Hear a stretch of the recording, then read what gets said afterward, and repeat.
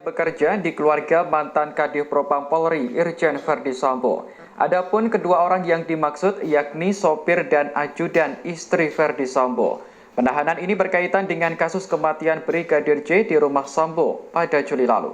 Informasi tersebut dibenarkan Direktur Tindak Pidana Umum Barreskrim Polri Brigjen Pol Andirian pada Minggu 7 Agustus.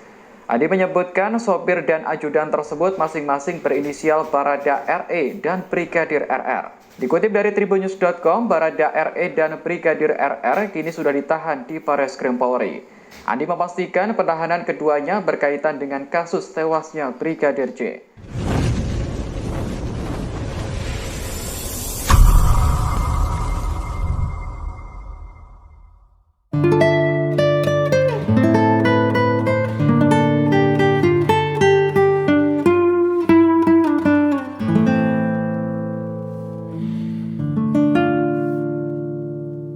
Assalamualaikum warahmatullahi wabarakatuh. Berjumpa kembali di channel Cendekia Muslim.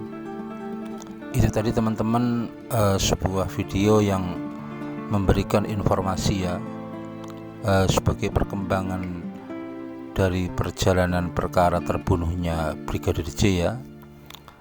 Dari pihak Mabes Polri sudah melakukan penahanan terhadap dua orang. Keduanya adalah sopir dan ajudan istri Irjen Verdi Sambo yang berinisial Barada RR dan Brigadir EE ya. Jadi keduanya ini ditahan terkait dengan peristiwa terbunuhnya Brigadir Joshua ya. Jadi ini menarik ya. Memang pasca diamankannya Irjen Verdi Sambo, kemudian yang lebih dahulu itu ditetapkan tersangka Barada E yang kemudian dilakukan penahanan itu, segala sesuatunya seakan mulai semakin terang benderang dan arah penyidikannya kayaknya berubah ya, tidak seperti skenario yang disampaikan beberapa waktu yang lalu oleh berbagai pihak ya. Jadi sekarang sudah mulai arah penyidikannya sudah mulai berubah dan sudah mulai terang benderang. Dan kayaknya sebagaimana dugaan banyak orang ya, prediksi banyak orang, peristiwa terbunuhnya Brigadir J ini tidak dilakukan oleh satu orang ya. Ini kemungkinan dilakukan oleh banyak pelaku, dan tidak menutup kemungkinan bahwa ini nanti juga akan dijentuhkan atau mengarah ke arah pembunuhan berencana.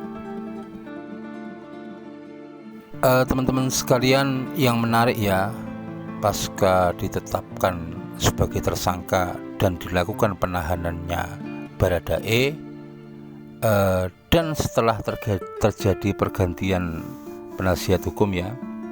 Jadi penasihat hukum Barada E yang lama itu diganti oleh penasihat hukum yang baru, kalau tidak salah Bapak Diolipa dan Bapak Burhanuddin ya. Seakan setelah Barada E ini ditahan, kemudian ada pergantian penasihat hukum, ini seolah-olah Barada ini menyadari posisinya yang sudah ditetapkan sebagai tersangka, dan dia kayaknya akan berterus terang karena dia tidak mau menanggung beban itu sendiri ya.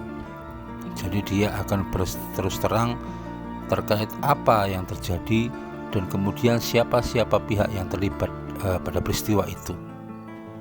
Makanya kita mendengar informasi bahwa Barada E melalui pengacaranya, melalui penasihat hukumnya telah mengajukan diri untuk menjadi justice kolaborator ya. Jadi ini dalam tanda kutip adalah perlawanan atau bentuk protes dari Barada E ya, yang seolah-olah dijadikan sebagai pelaku tunggal. Dia kayaknya sudah punya keberanian untuk mengungkap sebenarnya, karena dia sekarang sudah di bawah perlindungan dari tim khusus agar tidak ada ancaman dan intimidasi terhadap Barada E. Kembali lagi ke soal justice kolaborator. Justice kolaborator ini kalau dipahami sederhana adalah orang yang mau bekerja sama untuk mengungkap hal-hal yang substansial terkait dengan penyelidikan, penyidikan atau penuntutan. Ini biasa terjadi dalam berbagai tindak pidana yang melibatkan banyak pihak ya. Dan keuntungan dari justice kolaborator ini ada banyak hal ya. Yang pertama, dia akan dipisahkan penahanannya dari kemungkinan adanya pelaku-pelaku lain atau saksi-saksi yang lain yang berpotensi untuk melakukan intimidasi. Yang kedua juga pemisihan berkas perkara ya. Jadi mungkin akan disidang sendiri, tidak digabungkan dengan pelaku-pelaku lain.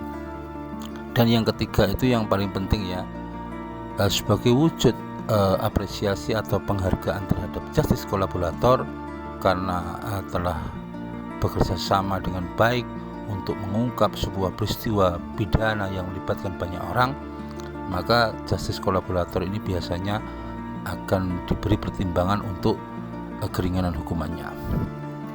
Dan itu sebagaimana juga disampaikan oleh Pak Mahfud MD ya. Jadi Polri harus memberikan pengamanan kepada Baradae dan tentu juga terhubung dengan atau berkoordinasi dengan LPSK ya, Lembaga Perlindungan Saksi dan Korban. Baradae sebagai salah satu saksi kunci ini harus dalam posisi aman, bebas untuk memberikan keterangannya tanpa adanya ancaman atau intimidasi dari pihak lain. Itu teman-teman yang bisa aku sampaikan, dan kita ikuti saja perkara ini. Kayaknya semakin lama akan semakin terang benderang, dan kita berharap siapapun orangnya, apapun pangkatnya, kalau memang terlibat dalam peristiwa pidana ini, semuanya harus diproses di pengadilan karena semuanya mempunyai kedudukan hukum yang sama di muka hukum. Equality before the law. Itu aja yang bisa aku sampaikan, kurang lebihnya mohon maaf. Assalamualaikum warahmatullahi wabarakatuh.